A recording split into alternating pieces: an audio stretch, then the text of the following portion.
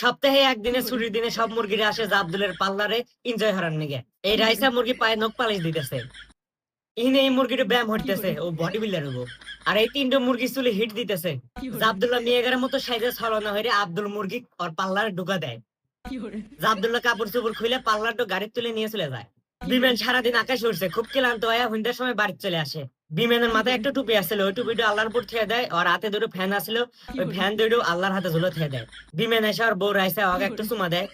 আব্দুল বিমান সকাল সকাল আকাশে ওড়ান নিয়ে চলে যাচ্ছে। আব্দুল্লাহ তোমার বেটা কিন্তু আকাশে ওড়ান নিয়ে তোমার বিমানে উঠছে না সরে, তাই কি হয়েছে জানতে হক নিয়ে আমি উড়মু। আব্দুল বিমান যেই ওড়ান নিয়ে প্রস্তুতি নিছে,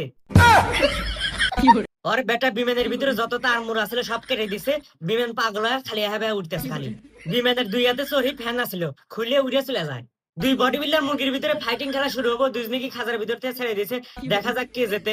আব্দুলের বাচ্চা তুই আমাদের মারামারি পারবো? এটা আবার কিবা মারামারি? দুজনেরই গলা সুতোর মতো প্যাঁচ লাগছে।